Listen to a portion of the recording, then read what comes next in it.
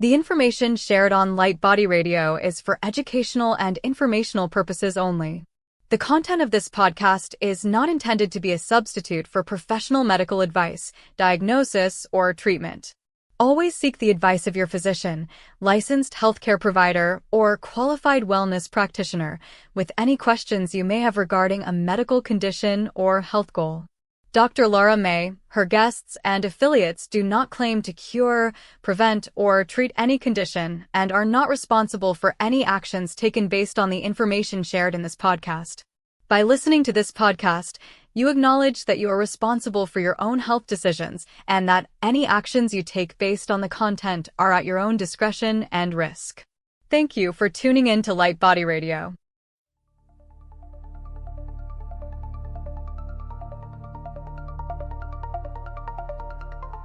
Welcome to Light Body Radio, where science meets soul and healing gets multidimensional. I am your host, Dr. Lara May, functional medicine pharmacist, master intuitive Reiki channel, and certified life and health coach. Here we decode root causes, transmute stuck energy, and empower your full spectrum healing journey, body, mind, and light body. This isn't just wellness, it's awakening, grounded in science, guided by spirit, and designed for your evolution.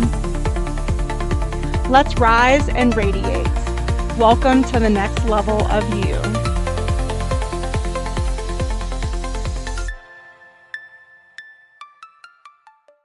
Hello and welcome to Light Body Radio. I'm your host, Dr. Lara May, and today we have with us Chris Burres. He is a researcher, research engineer, founder, and chief scientist of My Vital C, host of Live Beyond the Norms, and author of Live Younger and Better.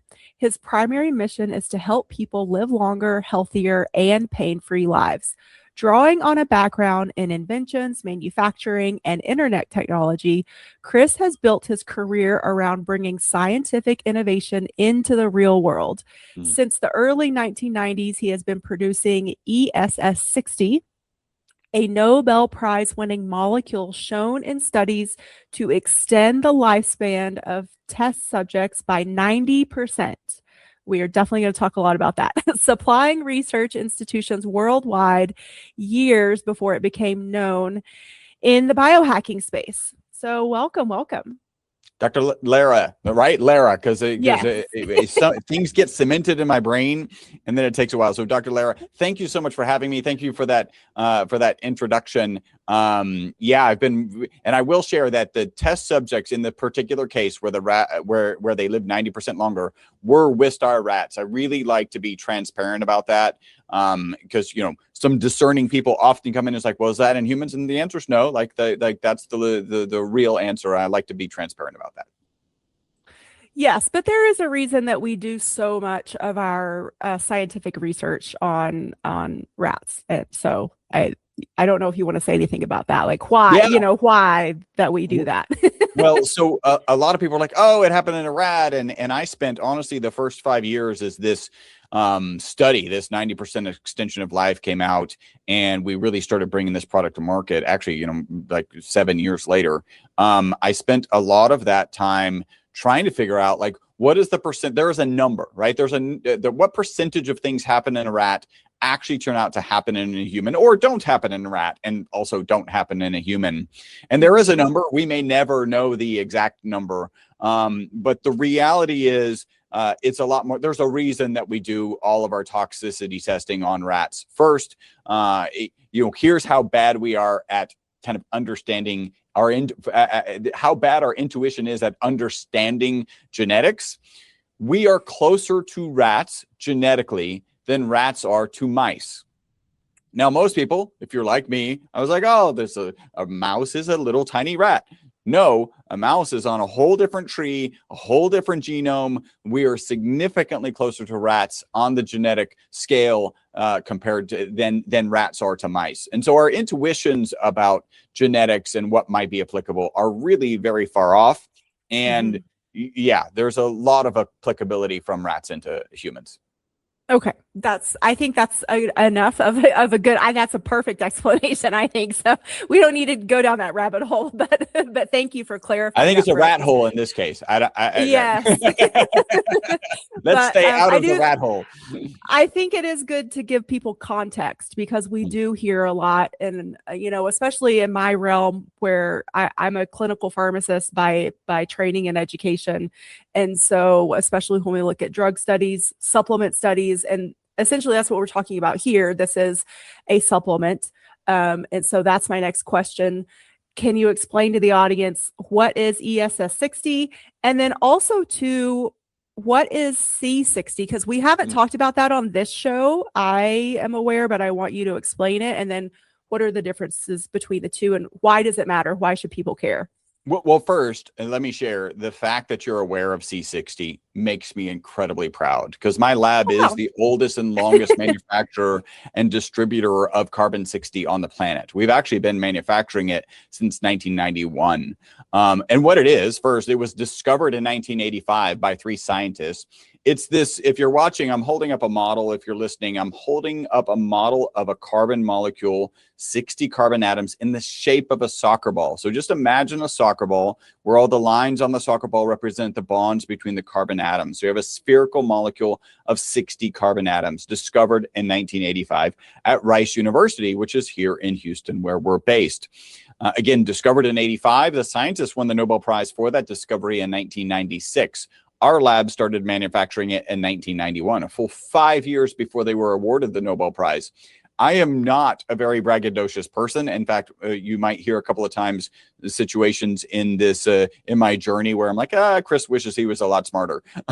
But this is as braggadocious as I'll get. It's not unreasonable to suggest that because we were delivering commercial quantities of this carbon 60 molecule to research institutions around the world, because they could actually play with it, get their hands on it, and do experimentations with it, that drove, at least from the timing, the fact that these guys ultimately won the Nobel Prize. I mean, it's a Nobel Prize worthy discovery. And I'll share, there's a new symbol in chemistry because of this molecule. And I'm going to call it ESS60 from here on out because, and I'll Okay. let me define that and then we'll go. We think of C60 as an industrial molecule, and there is peer-reviewed published research that proves if you process it improperly, it's harmful. ESS60 is C60 that's been processed for people and pets. So if you're thinking about consuming it, we think of it in terms of ESS60. So this ESS60 molecule, there is a new symbol in chemistry because of the discovery of this molecule. We're all familiar with the @ symbol, right? That's from your email address. And there is a new symbol, which is lanthanum at C60. And that means lanthanum physically trapped inside of it. Think about that soccer ball. There's a void in the middle of the soccer ball. Lanthanum at C60 means lanthanum physically trapped inside of the molecule. So not covalently bonded or ionically bonded to the exterior, but physically trapped inside. And I think it's fair to say that if your discovery adds a symbol to the language of chemistry, you're probably going to win a Nobel Prize. And that's ultimately what happened. Dr. Smalley, Dr. Curl, and Dr. Croto. I actually met somebody who was a good friend of Dr. Curl's recently because I live in the Houston area. So like we bump into kind of cool people like that every now and then. And very hopeful. She knows his widow, right? He's since passed, and she still has the Nobel Prize. I'm hoping that I can get a picture with the Nobel medallion because I've been working with this molecule for almost 35 years now. So discovered in 85, Nobel Prize in 96. The molecule's amazing. So it performs as well or better than the current best material in almost every application. So it makes better inks, better batteries, better tires, better photocells. This is where the pharmacist in you is going, this doesn't sound good. Like hopefully nobody in your audience woke up, looked at their car battery and thought, I wonder what part of my car battery I should be consuming on a daily basis for my health. And the story actually gets a little bit worse first. And that's because this shape right here on the exterior of this ESS60 molecule, it's the same shape, different formula, but the same shape as benzene. Now, benzene is ubiquitous in modern society. If you want some evidence, just glance around you and imagine everything that is plastic gone because the foundational molecule is the benzene ring. Many medications, including aspirin, benzene ring as the foundational molecule. and detergent. So we don't have modern society without the benzene ring. Additionally, when benzene is on its own, it's known to be toxic and known to be carcinogenic. So because that shape, again, not formula, but that shape exists 20 times on the exterior of this ESS60 molecule, they assumed the molecule would be toxic. They put it in a toxicity study. And in this study, there were 3 groups. One group was a control group. And that was, again, Wistar rats were given water as the control group. One was a semi-control group given olive oil. And then the last one was given olive oil with the ESS60 molecule. Again, they thought it would be toxic. What turned out to happen is that the ESS60 molecule rats lived 90% longer than the control group. Now, that is the single longest longevity experimental result on mammals in history, peer-reviewed published research. I'm very proud to share, not only are we the oldest and longest manufacturer and distributor of the molecule, we're the ones who provided the material to that original study and were mentioned in that original publication. And so this I really do see as my baby. And I'll share that as a supplement. Our most consistent testimonial is people take the product in the morning, they report mental focus and energy during the day, and then better sleep that night. And here's that's really interesting. Oh yeah, better sleep at night. First off, sleep, good for your mental, physical, and emotional well-being, right? So absolutely, if you're positively having an impact on sleep, everything will be better.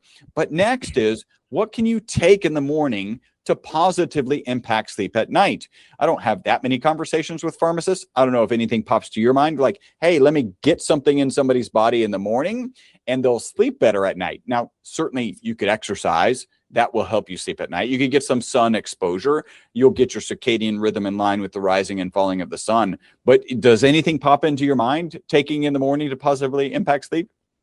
No, good. Not specifically in that way. Yeah. Right.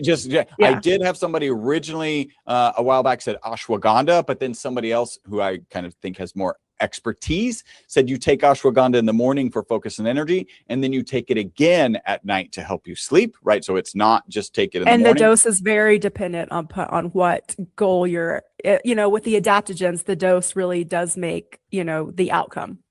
And I was recently a speaker on a peptide and bioregulator summit, online summit, with Natalie Needham. She's absolutely amazing. And she mentioned a peptide that I haven't heard of and that I haven't played around with. That's it. That's all that people have mentioned. So this is kind of lends to, and I'm sure we'll get at some point, that is some credibility to the method of action that we think is ultimately driving this.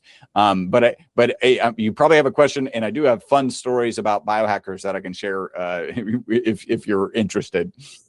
Well, just because I talk a lot about pathophys, especially in the context, most recently about peptides. So I am trying to take my listeners through different peptides and how they work and why they might be beneficial, but also why they might not be in specific cases. And keep them safe. Yeah, I'm sure your goal is how do we keep them safe? Yeah, for sure. Like provide actual real information that people can then digest and say, okay, is this right for me? Is it not? Do I take this question to my practitioner? But with that being said, what is the mechanism of action here, with the ESS60? Can I start with this journey? Because I'll try and keep it. Oh, for sure. Kind of, I think people absorb information more when it's in story format also. So please. Yeah. So and you're going to love this, right? Because this study comes out in 2012, right? These rats live 90% longer. Probably in mid 2013, we start getting these phone calls from this crazy, wacky group of people called biohackers. And I can say that affectionately because I am now a biohacker. I've played around with peptides, and I think that's at least it's not a requirement to be a biohacker, but once you start injecting yourself with peptides, you're probably a biohacker. Yeah, that's these days, yeah. that is a big old check mark as so you could do simple things like actually focus on getting sleep and getting good nutrition and making sure your movement is right. All that. I consider all that biohacking. But this group of biohackers were like, hey, I read that Wistar rat study. How much of this stuff should I be taking? And you have to think, because at the time, I'm the chief scientist of a carbon nanomaterial manufacturing business. We're selling it to research institutions to put into ink, batteries, tires, and photocells. And so my business partner and I got together and we're like, how much should they be taking? And we agreed We thought the amount was zero, right? We're conservative scientists, and we put not for human consumption on our labeling in mid 2013. So you think from 1991, when we started manufacturing, all the way to mid 2013, we don't have to have not for human consumption on the labeling. And I'm going to share, it was clear in the literature that this molecule was safe. We're just conservative. This is one of the parts, like Chris wishes he was smarter. He could have started this, part of the business sooner, but we're very conservative scientists. I don't know if you had something to add there. Oh, no, I was just going to say, that is the safe thing to do. Like, when you don't know, you err on the side of caution because consequences can be great. And you say, let's not do that, or let's stay away from that. So that did turn into the situation where 2 to 3 times a week, we're getting phone calls again from these wacky group of people called biohackers. And those phone calls sounded something like, hey, Chris, my knee pain is gone. And I'm like, hey, Joe, you mean the knee pain of your rat? Because it literally says not for human consumption on the labeling. And then Joe says, hey, yeah, if my rat weighs 275 pounds and does HIIT training on Wednesdays and Fridays, should my rat take additional servings on HIIT training days? So we knew what was going on. And the only reason we were comfortable with it, because again, in the literature, it was known to be safe. So every quarter, my business partner, Robert, and I, literally in the conference room right behind us here, got together and we were like, do we want to get in the supplement industry? And you would probably agree, a very generous way to describe the supplement industry is it's a challenged industry. It is not delivering commercial quantity. Yeah, that's generous. It is not delivering commercial quantities of carbon nanomaterials to research scientists, right? We send them a black powder. They're giving it to a grad student or a research associate who's throwing it in an HPLC, making sure we ship them what we promised. That doesn't happen in the supplement industry. And in fact, in this kind of time period, I found a peer-reviewed published research paper that said 50% of the supplements this research group purchased on the market didn't have in them what they said they had in them. That's a full 50%. Right. So we were just every quarter, do we want to get into this? We're getting these, Joe called again and is asking about, I don't know, if he's doing heavy lifting on Mondays and Wednesdays, whatever. And, we just decided, no, we don't want to get in this industry. Finally, at the latter part of 2017, a guy with a big YouTube following, which is, how everything changes these days, he starts sharing how he's benefiting taking the product on a daily basis. And our phone went from ringing 2 to 3 times a week to 10 times a day. Now, at that quarterly meeting where we're assessing what we want to do, first off, this is a bigger opportunity than we realized. Again, Chris wishes he was smarter. And then, we looked at it. It's a bigger opportunity. We looked back to that paper where 50% of the supplements on the market don't have in them what they say they have in them. And we thought this is going to happen in this industry. Like it doesn't matter if it's a supplement industry, that's going to happen. We are the oldest and longest manufacturer and distributor of the molecule on the planet. We have the lab. We have exacting standards. We've been selling to research institutions around the world. We know how to make a high quality product. And we asked ourselves 2 final questions. The first one is a moral question. Are we comfortable selling it? So I take it. My wife takes it. Everybody on our team here takes it. By the way, that's not a requirement to work here. You don't have to clock in and take your shot of My Vital C. Really, the employees here have access to the testimonials, and some of which we can't even share, and the research. And so everybody here takes it. So yes, morally, we're comfortable selling it. And then the legal question is the FDA and the FTC. You got to cross the T's, you got to dot the I's. And so off and running in 2017, beginning of 2018, we start bringing this product to market. And that's when I can get to answer your question. That's when my role shifted from being the chief scientist of a carbon nanomaterial manufacturing business, which I still am, to the chief scientist of a health and wellness company with a supplement that's on the market that's responsible for the single longest longevity experimental result in history. And so I pulled back and I said, what is driving things here? And I'm going to walk you through how I ended up, really at the boss theory, right?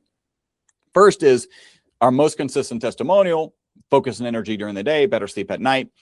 I just landed on sleep. If we just improve people's sleep, we will improve their mental, physical, and emotional well-being. So great, nice place to hang your hat. But then I dove in and I said, okay, these rats live 90% longer. Why? What does the medical community think about aging? And, of course, it's the medical community. They don't all agree, but they tend to think of it as an oxidation and inflammation process.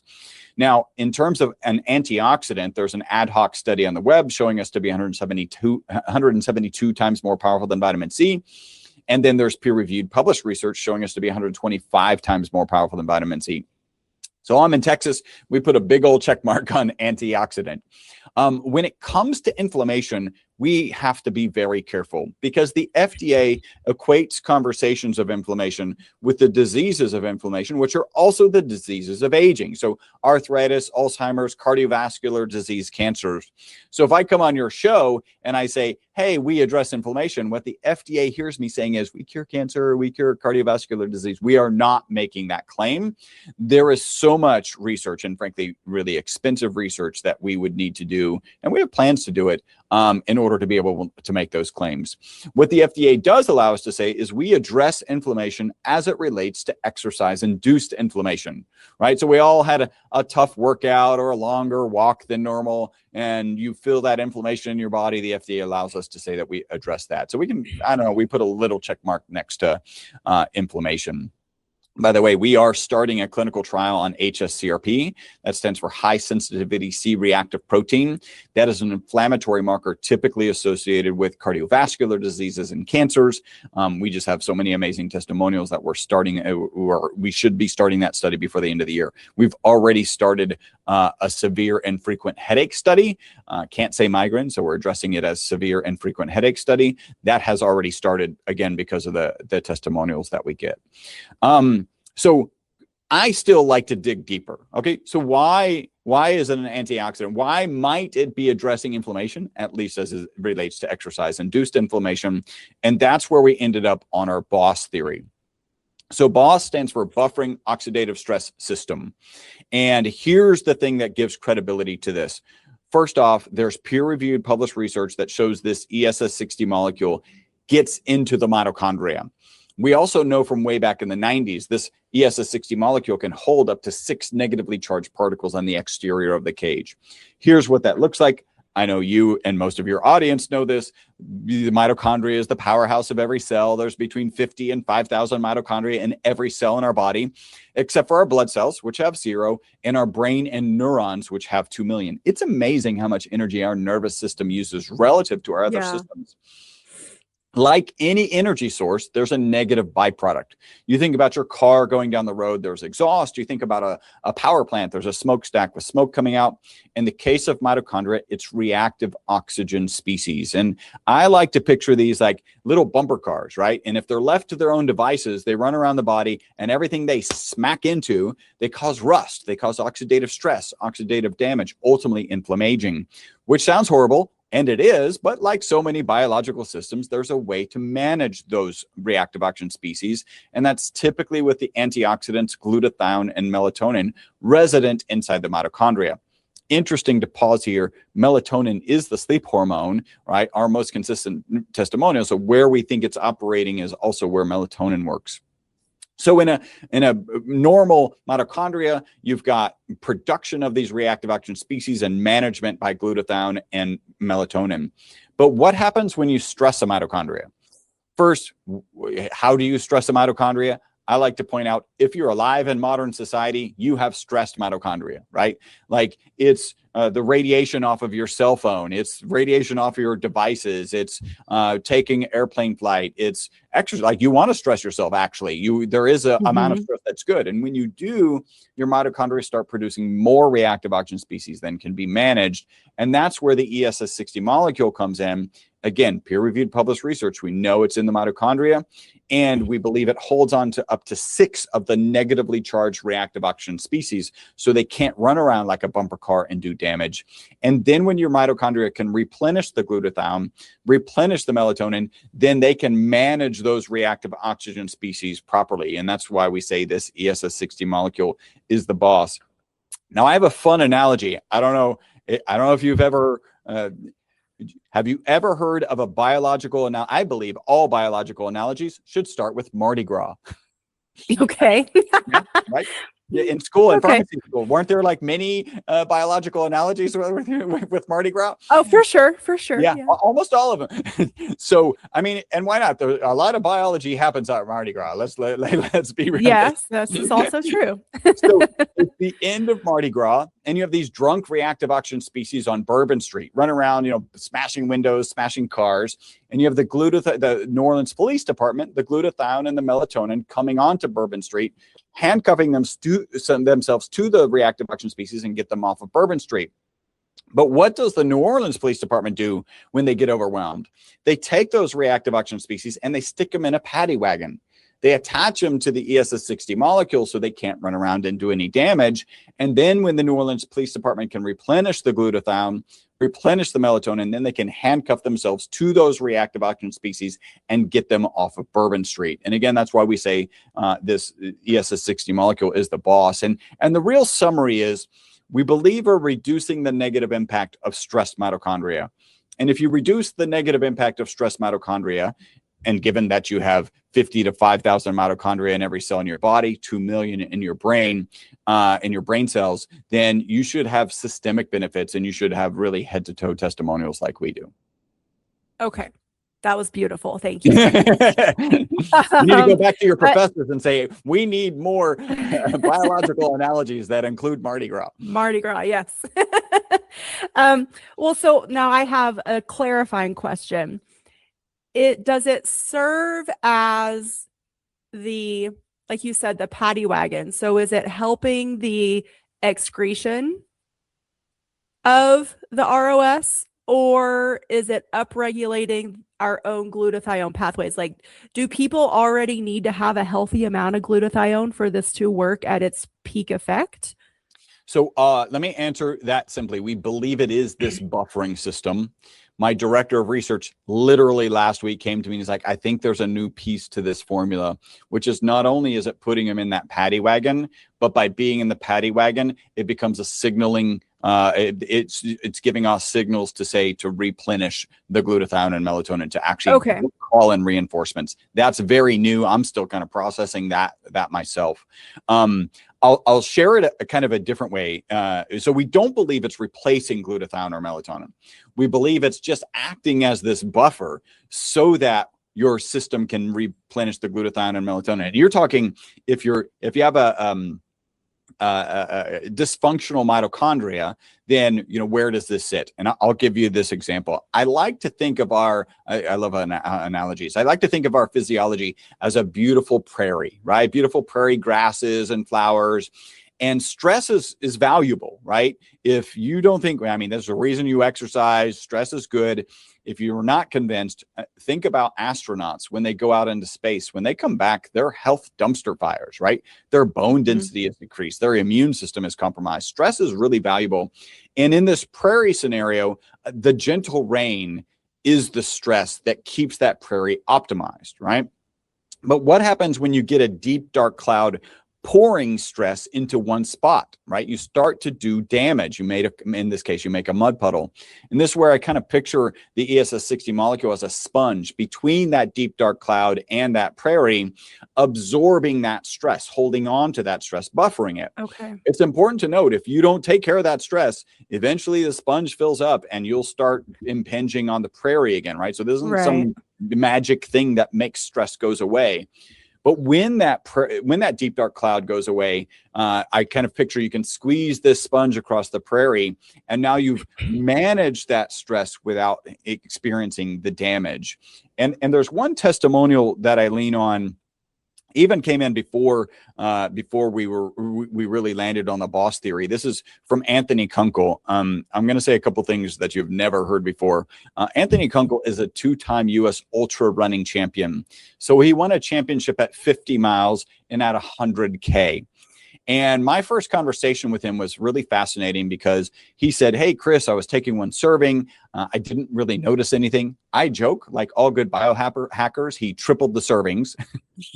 By the way, don't do that for everything. There are many, right? Rapamycin, don't triple rapamycin. Like there's lots of things not to triple. It's okay in this case. And he said, when I tripled the servings, I was blown away. I was like, wow, I believe your product could be the difference between somebody having running as a hobby and running as a career. And the reason he said that is because on the last 5 miles of a 50-mile run, which is the phrase you will never hear again, where strength and stability used to be a problem, they're no longer a problem, right? He's a big advocate of the product. He actually will come and work booths with us because he's such an advocate of the product. But that is, if anybody's stressing their body, their physiology, it's definitely Anthony in a 50-mile run, right? That's that deep, dark cloud. That's that sponge that's helping to prevent that damage in the act of the stress, and then wake up. I mean, he sent one thread to me. I did a 30-mile run, went to bed. I was fairly wrecked when I went to bed. By the middle of the night, I got up to use the restroom. I was like halfway better. And then by the morning, I was ready to start training again. Right. So this is that mitigation. This is, again, the kinds of things that give credibility to this boss theory. And you also think about, remember, original testimonial, take it in the morning, positively impact sleep at night. If you're helping your mitochondria manage stress, one of the things that you do during your 6 to 7 sleep cycles every night is clear out your mitochondria, repair your mitochondria. And if they're already in good shape, you get to move on to the next thing in the checklist and manage that sleep. So one of our testimonials a couple of weeks ago, I had separate conversations, and they were like, I'm not sure I really noticed anything. I was like, well, how are your dreams? And they, both of their eyes got Bambi big, because like, no, I'm remembering my dreams again. And my current theory, right? We don't have the research to support this. My current theory is there's a checklist. Fix mitochondria, work on memory storage, work on emotions, which is the REM sleep, right? The dreams. And if the check for the mitochondria is already done, then you can move on to the other things. And that's why, we get testimonials of, it doesn't matter if I get 5 hours of sleep or if I get the full 8 hours. By the way, I'm not recommending to not sleep, right? Sleep is very important, but people are able to manage it better because, again, I think this is that the boss theory is making sure your mitochondria is in better shape as you're going into your sleep cycles. Yeah. And let's be honest, there's plenty of people out there that would prefer not to sleep. They are these type of people that, there's 24 years of hours in every day. And, sleep is such a waste of time. I've heard this specifically from my husband too. So I'm the opposite. I'm like, I love my sleep. I can't get enough just because it's so enjoyable. But yes. No, you and I are on the same thing. I really do enjoy the sleep, but I'm also, I feel like I could be more productive with less. And by the way, I'm not using my product to get less sleep, like get that sleep. I think you just end up with a better quality sleep. It's the quality. Yeah. Even when my wife and I travel, we just don't have jet lag, like not to the degree that we used to have before we were taking this product. Yeah. Well, and you've sort of touched on it too, but literally the recovery and repair of our body, our biology, all the inflammation that is stimulated during the day is helped when we sleep. And that is because of that brain rest and recover, the glymphatic drainage that is allowed to happen. And so with that, then does this also help our detox pathways, or do we just need to be supporting them along the way? So how does that factor in? Because we do talk a lot about detoxing and detox pathways on this show too. So there's a couple things I can run through, kind of 3 of them here. So the first one is the molecule, right? So there are some great detoxers, and I like to compare it to activated charcoal for a very specific reason. And activated charcoal is great at absorbing, at detoxing, right? It's carbon. And it's carbon, exactly. But activated charcoal never gets into your physiology, right? It stays in your intestinal tract. Now, it's the bile pathway that kind of brings things that need to be detoxed into your intestinal tract, and then the activated charcoal can do its magic. We sent some of our raw product to the University of Houston, and they compared it to activated charcoal, and they said it performed as well or better than activated charcoal, which is great.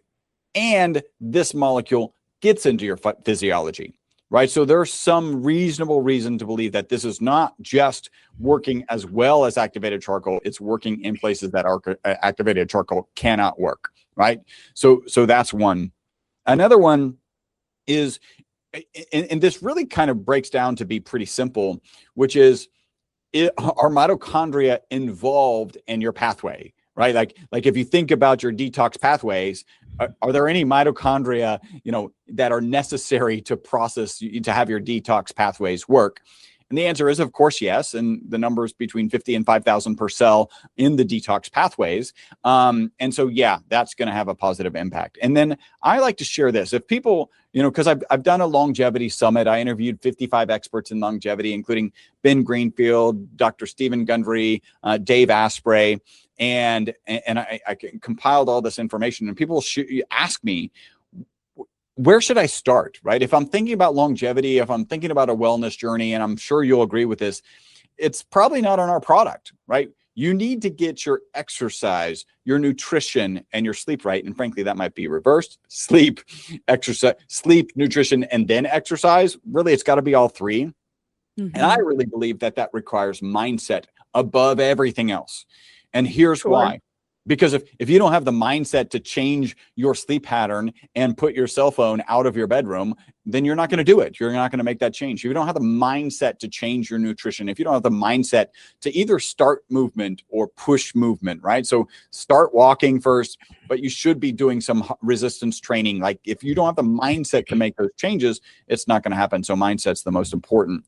And I do think when you think about having 2 million mitochondria in every brain cell, that this product works at the level of the mitochondria and can help get to the right mindset to help kickstart these things. That's kind of where I sit with this. Don't start with us, but there might be some people who it really serves well so that they can get their mind right. Because I mean, you whatever you're dealing with, it typically involves brain fog, right? Like your clients are probably coming to you and one of the, I just can't think and I'm forgetting my keys or whatever it is.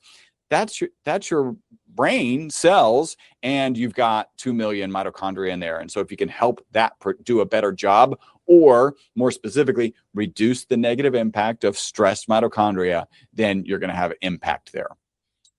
Yeah, I mean, and this is something that we do talk a lot about on this show, that our thoughts create our reality. And so we already know that is also backed by scientific research, meaning that you called it mindset. We can simplify that even further down into the individual thoughts that we're thinking have a direct impact on our cellular biology and chemistry. Yeah. Therefore, physiology and cellular function. So, hello, yes. Yep. Come on, people. It all starts in the brain. We know this. Yeah. Yes. Okay. So then I want to take this to something a little bit more specific in terms of a metabolic condition. In my personal opinion, diabetes is one of the most preventable health challenges that we have. Almost, unless it's type 1, which is an autoimmune dysfunction. Type 2 diabetes is absolutely 100% preventable, and in the early stages, reversible. And so can we talk about that piece and how these two might influence? Because also too, so much of our metabolic dysfunction, which includes a myriad of other diseases, high cholesterol, cardiac problems, weight gain or weight management, is influenced by our blood sugar regulation and or dysregulation, hormone balance even. Yeah, I'll add a couple of things. And I think ultimately when you start breaking those down, you start breaking down kind of autoimmune diseases in general, they tend to land in the mitochondria, right? Yes. If your mitochondria, so it's not just a powerhouse, it's a powerful signaling organelle, right? So it's signaling things that are driving inflammation, autoimmune disease, inflammation. That's why the FDA kind of equates those two. I do want to share this story because it's funny when you mentioned type 2, because I believe, like, my mom was diagnosed type 2 diabetes. She fixed it within 6 months, like just got her diet right? And this is not rocket science. She's diabetic. She's not doing insulin. I know my brother is. His diet's not too bad, so he's probably a little stronger genetically. But I'm pretty sure he could fix it with movement and exercise. But so I just saw it, like, with my mom. diagnose, got away, done. I've interviewed people like Dr. Robert Lufkin. He wrote a book called The Lies I Taught in Medical School. And he, at one point, I think in his mid 40s, was on 4 or 5 forever medications. And he's like, there's got to be a better way. And he solved all of them, right? With the right mindset, by getting exercise, nutrition right. So this is going to sound like a weird segue. My son has ADHD, right? And there was a point in elementary school, he was not getting out of elementary school. My first visit to the principal's office was, we sit down at the table and he goes, your son earlier today was standing on this table, which I can't laugh at, as hilarious as it is. Like, I can't laugh in this moment. And he's like, there's nothing angry. I've had angry kids in my office. He's just out of control, right? So reluctantly put him on a medication with the intention, and we've done this to this day, of never increasing the dose, like just no matter what. And talking to him constantly about, how do you feel? And we call it squirmy, right? When he gets squirmy and he just can't hold still. How does that feel and what's going on? And often it's related to not eating, and there's all sorts of things. So he's still on the same dosage now, which is probably a third of the dosage by weight compared to when he started. So that was a goal of mine. We've gotten there. Goal ultimately to get him off of it. His pediatrician retired, and he changed, and he's on a call with the pediatrician, and he's explaining to the pediatrician, by the way, my wife is there. I wasn't on this call. He's explaining to the pediatrician his goal is to get off of this ADHD medication. And the pediatrician says, no, that's not how this works. Like, this is like a diabetes medication. You never get off of it. And so my son mutes the phone, right? Looks over at my mom and says, at my wife, and says, his mom, and says, this guy doesn't know what he's talking about. Because my son is like, I'm teaching him stuff, and he's listening to podcasts and all this stuff. And my mom looks over at him and says, you didn't hit mute. I love it. So absolutely big believer that that you can address these things. And again, you've got to get the diet right. You've got to get the movement right. And, if you're just, it's both, right? But again, the mitochondrial dysfunction, it just keeps coming up and up and up. The more conferences I'm going to, we're really becoming aware of how pivotal. And it's not that surprising. It's like, I still get people who are surprised that, what you eat. I interviewed a guy the other day who is solving, in some cases, schizophrenia. So he's a psychiatrist, with the ketogenic diet, right? Absolutely. Schizophrenia, yeah. Right. And then I kind of pointed out, it shouldn't be that funny, because you were trying to solve it with a pill. Now you're just solving it with everything else that you put in their mouth. Right. And he's on board and he understands. So it is driven by what goes in your mouth. But then where does that go? Well, that gets processed. You got to get your gut biome right. And then that goes directly to energy sources for your mitochondria, so your cells can do their jobs. Yeah, excuse me. So much, that I want to say here. So, especially along the aspect of mental health and or neurological diseases, because we have what we call neurotransmitters. Some are meant to excite the brain and some are meant to calm it down. But our energy pathways directly impact how much excitatory versus how much calming are we getting in terms of what's actually happening. And then the brain is wonderful because it needs glucose to operate. But even if you take that away, it can exist on ketones, which is a much cleaner fuel to burn, if you want to think about it that way. And so that's why now, even in the hospital, I'm going to say that I don't think it's utilized enough, but even in the hospital world now, we have prescription ketogenic diets that are available for our prescribers to use. So we know that this is evidence-based medicine, so to speak. Yeah. And hallelujah for that those two things are finally coming together and having that recognition and implementation. And so, so I think it's really important, again, just to be redundant here today, that if you can address those inflammatory pathways, you can literally get to the root cause with that ROS taking those reactive oxygen species down the pipe, getting them out of the body, then you're, by definition, just because it's chemistry, Yep. you're going, I mean, you're going to have a more positive impact on the biology as a whole for the human body. No, 100%. And it's interesting because I'll get on some podcasts and I'm like, well, might this be good for heart conditions? And I'm like, well, do heart cells have mitochondria? Yes. Is it liver conditions? I'm going to share that original study that came out where the rats live 90% longer. My director of research came to me one time and he said, this could have been 5 separate papers. It's such a powerful paper. And so here's one of the very powerful pieces. A typical Wistar rat lives out to 32 months and has a known amount of tumor mass in its body. The longer it lives, the more tumor mass it has in its body. Even though the myvatal C rats lived out to 62 months, 90% longer, none of them had any tumors. Now, I tell this story to some people. I'm like, oh, cure for cancer. And I'm like, no. And then I add, just for good measure, another no. There's a big difference between dealing with a cancer that has metastasized and potentially being a cancer preventative, right? That piece of this story suggests that it could be a cancer preventative. And we know good nutrition, good exercise, good sleep are cancer preventatives. But I will add this. There's a Petri dish study. By the way, the lowest possible, I would take an anecdote over a Petri dish study because an anecdote happened in a human and they're still alive. And a Petri dish is just a Petri dish, right?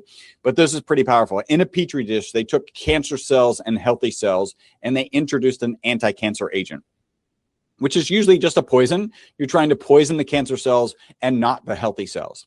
In the presence of the ESS60 molecule, there was increased efficacy against the cancer cells and protective effects for the healthy cells. So in that presence of ESS60, more cancer cells died, less healthy cells died. And the reason, so we haven't dug into this, but my first thought is we're dealing at the level of the mitochondria. We understand that cancer cells use different energy source. They focus on sugar. Use so much energy to, anyway, sorry. Keep right. No. And because we're at the level of the energy source, there's probably something going on at that level. There's another guy who has a theory that the actual the shape of the molecule gets into cancerous DNA because it's replicating so fast, and then actually stops it from replicating. There are patents related to this molecule as a cancer treatment for pets. So there is like a lot of potential research that's going to happen in the cancer space, and that's pretty profound. The next thing that's in the study, which is kind of cool because I mentioned liver, one piece of this study is they injected a separate group of rats, not the ones that live 90% longer, but they injected, again, the 3, water, olive oil, and olive oil with ESS60. They injected them with carbon tetrachloride. Now, carbon tetrachloride is an oxidative agent that attacks the liver. They let the rats process it for 24 hours, and then they euthanized them and looked at the livers. The water rats didn't recover from this carbon tetrachloride poisoning. The olive oil rats recovered just a little bit, right? So their tissue looked a little bit healthier. The ESS60 rats almost completely healthy. So as an antioxidant in the liver, which is probably tied, I mean, we have to be very careful. By the way, I haven't said the FDA has not evaluated our product. It is not intended to treat, diagnose, cure, or prevent any disease. Right. I always say, as we share anecdotes, just assume that won't happen for you. Dig into the research, and if it makes sense, we'll probably have a link for you at the end.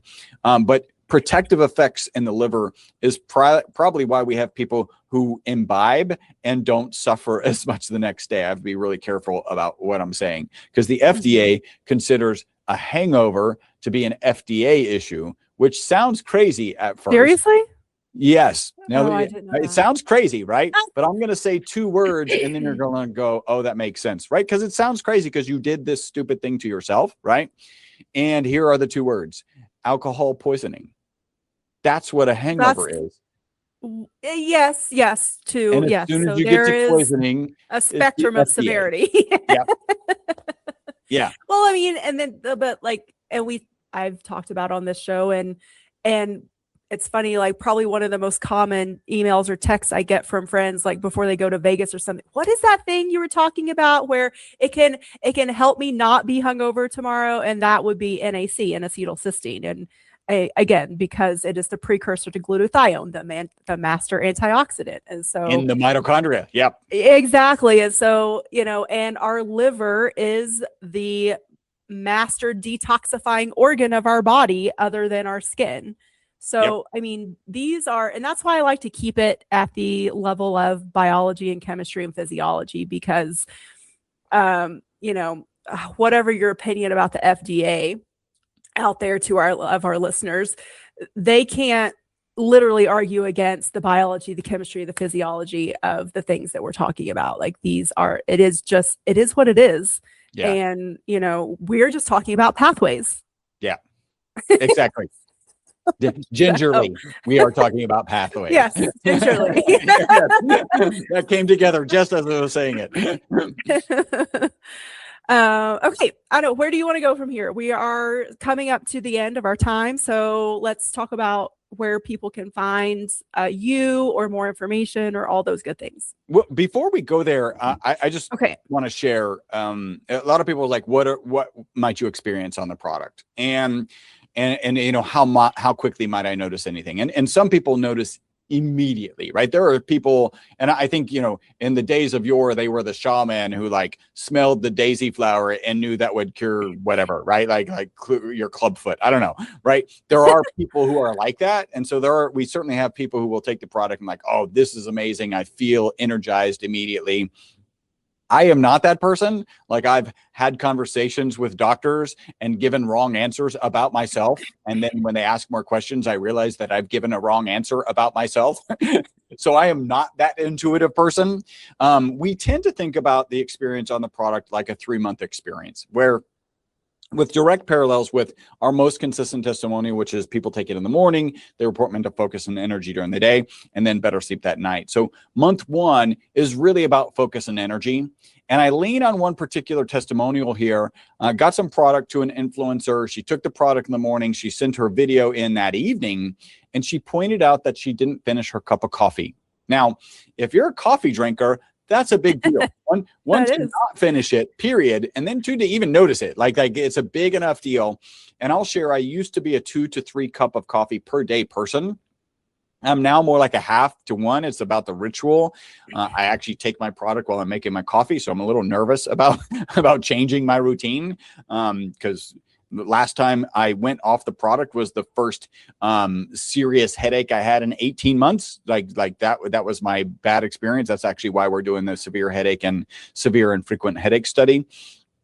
So that's month 1, focus and energy. And there is very good research. If you're able to replace some saturated fats with a healthy oil like olive oil, then you'll have some weight loss benefits. So that's very well documented. In month 2, we think of it as sleep. And I really think sleep is happening all along, but everybody gets, 1 or more or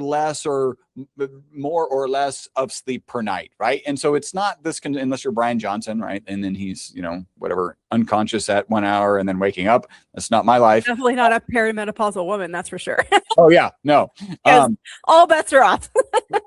By the way, my wife made me make this. I'm holding up a bottle that says menopause support. It is literally just our normal product, and because it helped her with early onset menopause symptoms, she was like, you need to do this. And so when your wife tells you to do it, then you do it, especially if she's menopausal. Yes. So sleep is interrupted, and so I think it can be hard for people to realize, oh, I started my Vital C, I'm in month 2, and now it's improved my sleep. I lean on one testimonial here. My business coach says that for 50 years, he needed an alarm clock to wake up. When he started taking the product, he wakes up before the alarm clock. Now, he's a business coach, right? So he's got late night mixers, late night dinners. None of that matters. And I even kind of mentioned jet lag doesn't matter for my wife and I. But if he doesn't have the product for about 10 days, he starts to need the alarm clock again. And that's in the literature. It shows this molecule clears out of your system in about 10 days. And then finally on month 3, This is where, reducing the negative impact of stress mitochondria, systemic benefits. Frankly, we get testimonials that are so powerful that we cannot share them. We've got to do the research, and we will do that research. I lean on my father-in-law was walking with a cane at about the 3-month mark on the product. He stopped using his cane. He started walking farther. So not because of our product, but because he's walking further, he's losing weight. And that became this kind of systemic benefit that landed for him. So we do think of this as a 3-month experience.